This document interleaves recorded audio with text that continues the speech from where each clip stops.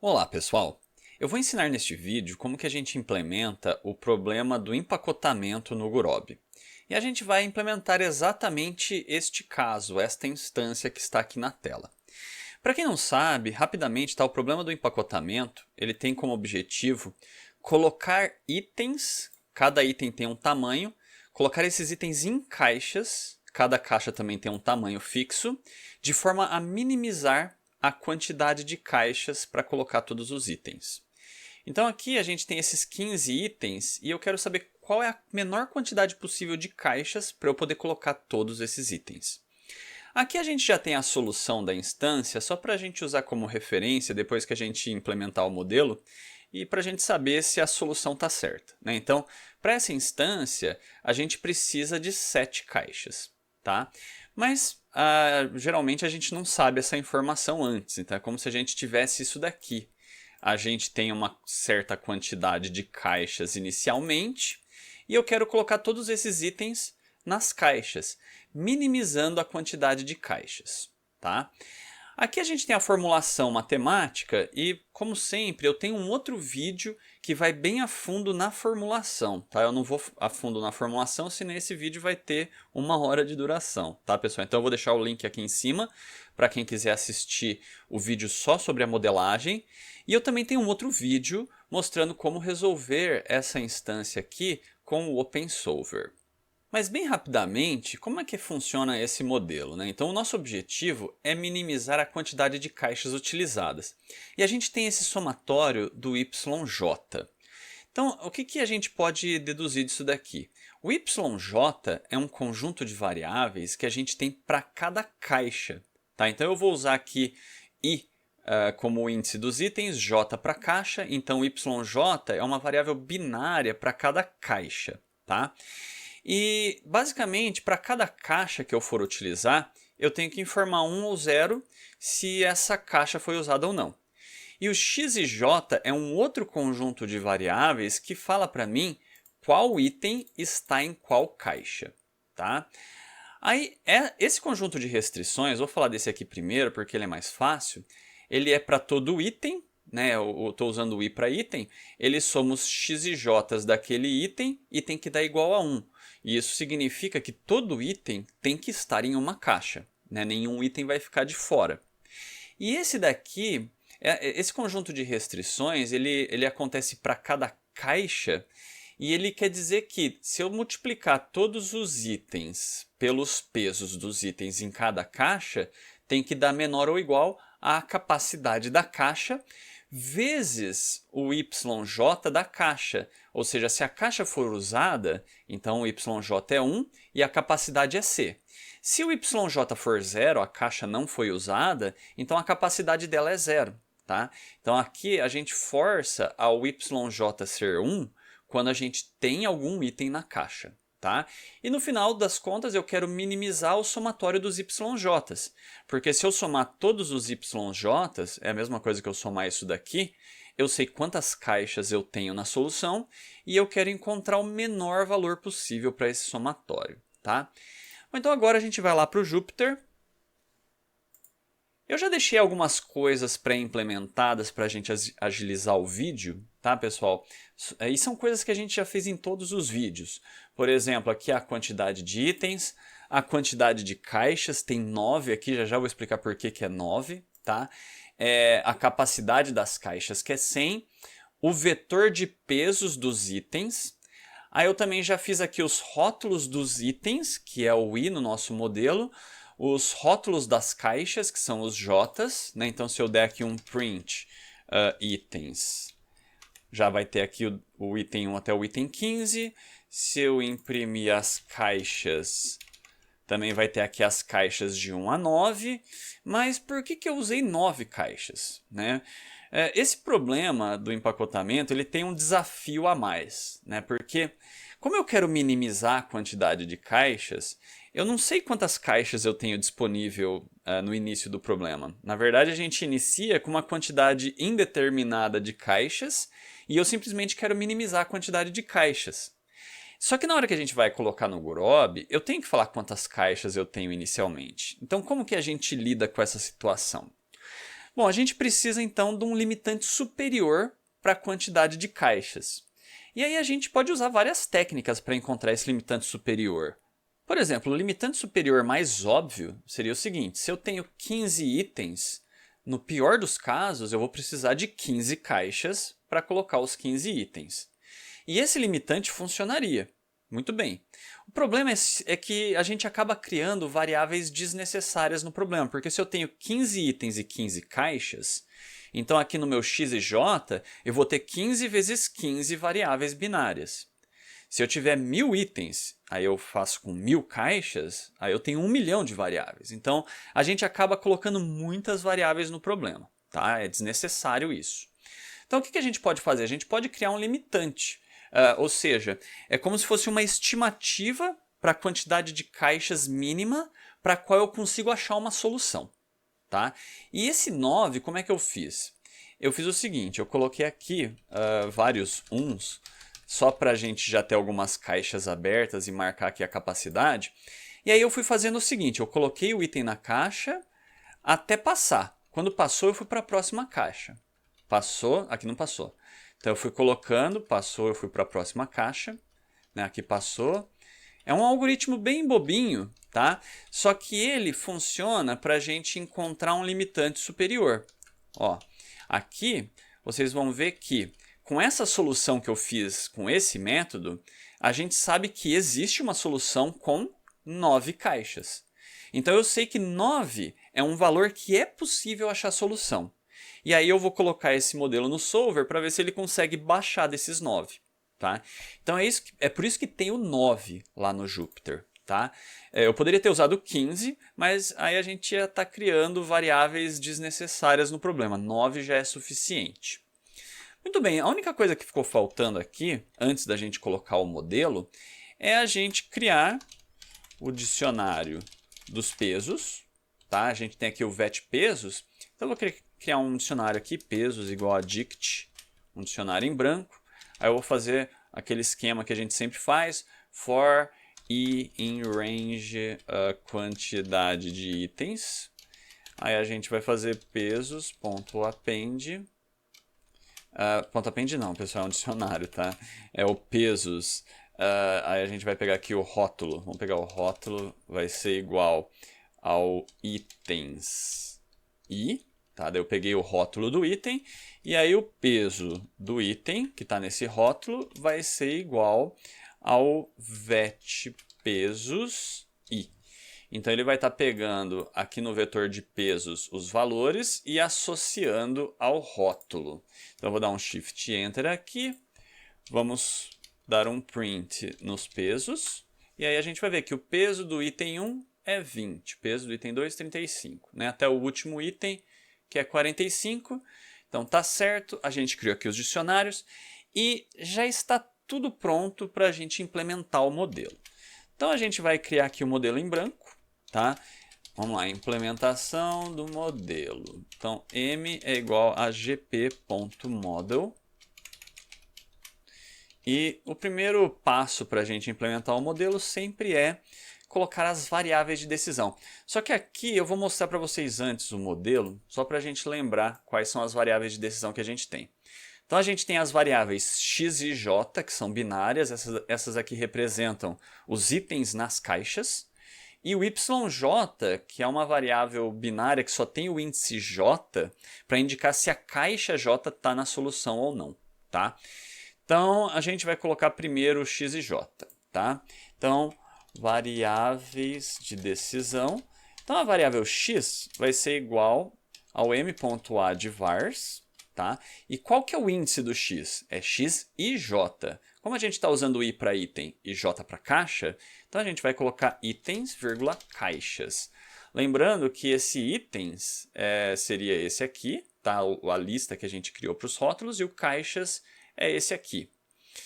Então aqui a gente precisa colocar o tipo vtype igual a gp.grb.binário, tá?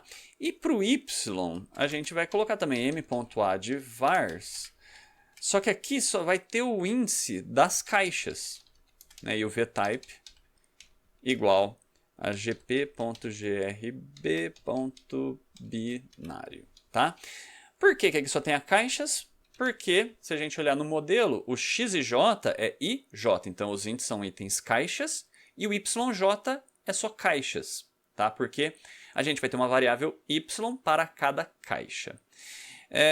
Bom, eu vou dar aqui um Shift Enter, vou também dar alguns outros aqui embaixo para colocar mais no meio, e vamos só testar, né? Vamos colocar um print x, só para ver se deu certo. Então, para cada item caixa, ele tem uma variável, tem um monte de variável aqui, né? Porque 15 vezes 9 é um monte. E o y, diferentemente, vai ter poucas variáveis, né? Porque eu só tenho uma variável y para cada caixa. Então, eu tenho 9 variáveis y aqui, tá? Bom, agora a gente vai implementar a função objetivo. E a função objetivo é bem simples. Eu quero minimizar o somatório dos yj. Então, como sempre, a gente já fez várias vezes esse tipo de expressão, né? Então, a gente vai precisar de um quicksum do yj para todo j. Então, vamos lá. Então, o nosso m.set objective, né, para colocar a função objetivo. E a função objetivo vai ser gp.quicksum do yj for j em caixas, tá? E o sentido, que é minimizar. Sense vai ser igual a gp.grb.minimize. Então aqui a gente tem a função objetivo do problema. Agora as restrições, vamos começar... eu vou começar por essa daqui que é mais fácil, tá? Depois a gente vem para essa que é um pouquinho mais difícil. Essa daqui é bem simples, porque a gente tem para todo i, a gente tem que somar os x e j, variando o j, e tem que ser igual a 1. Essa aqui é aquela restrição que garante que todo item vai estar em uma caixa, tá? Então vamos colocar aqui. Restrição de todos os itens em uma caixa. Então, C1 vai ser igual a m.addConstants, tá? E a gente vai adicionar uma restrição, vai ser for i em itens, tá? Então, para todo i em itens, que é exatamente isso daqui, tá, pessoal? For i em itens é isso aqui. O que eu vou fazer? Eu vou somar o x e j, for j em caixas, tem que dar igual a 1. Então, gp.quicksum x i, j, for j em caixas, tem que ser igual a 1. Então, aqui a gente tem a restrição.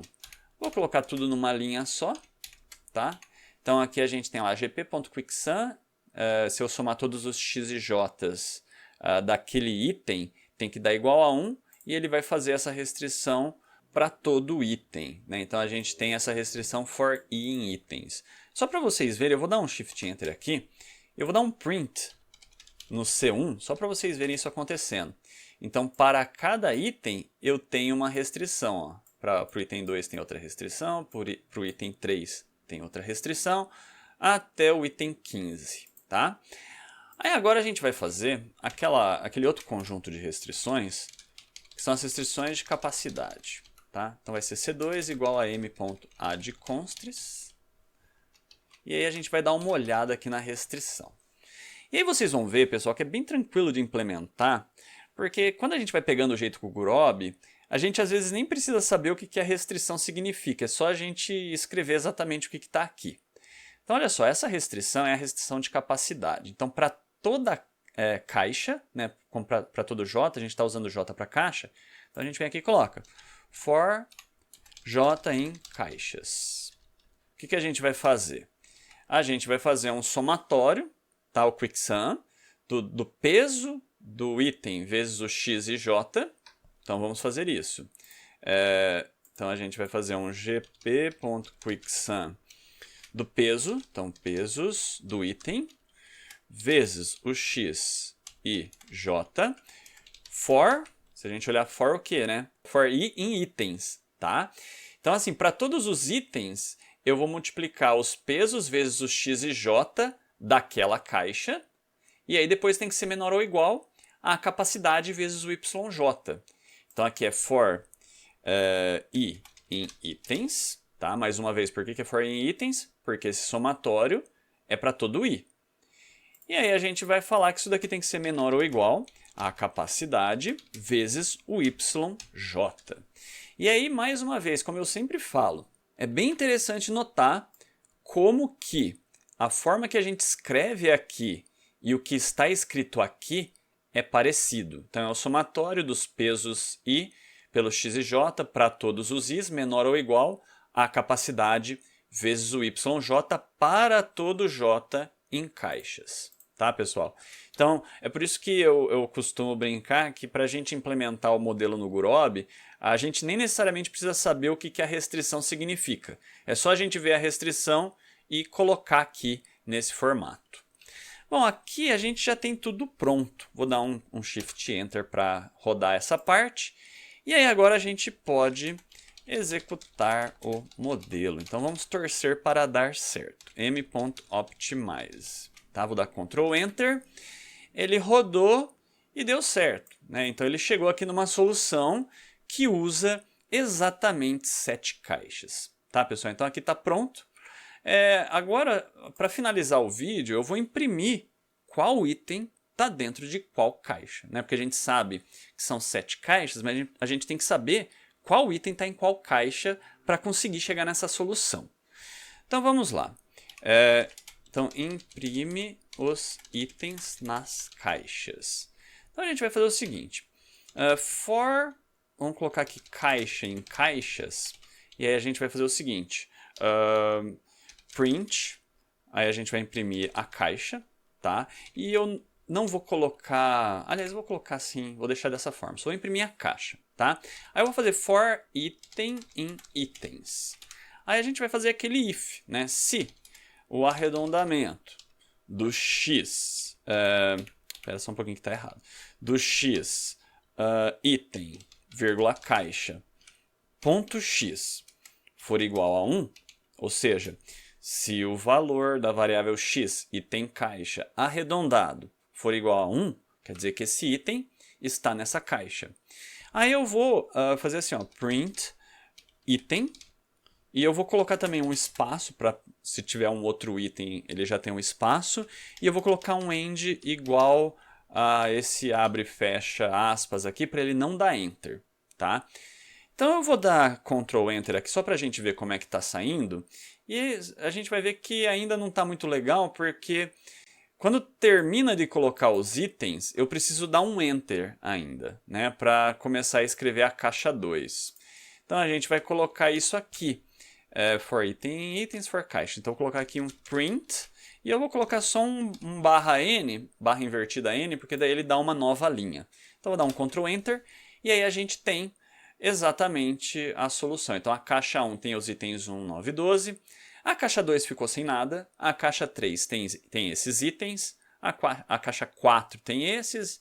E a caixa 9 que ficou sem itens no final aqui, né?